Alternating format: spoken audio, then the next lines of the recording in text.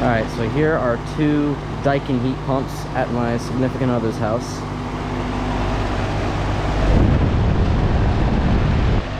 Running in cool mode on a 95-degree day.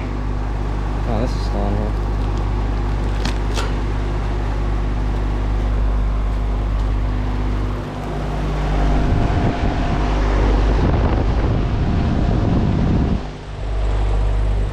They both still have the wrap on the logo.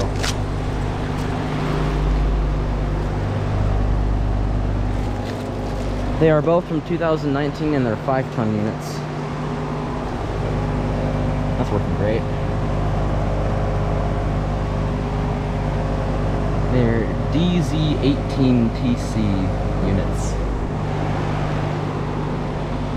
Very nice systems.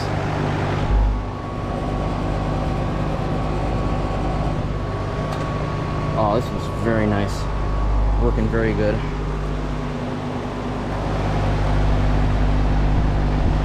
Alright, figured I'd make a video of these while I could. And I will probably try and get these defrosting in the winter time, so anyways, thanks for watching.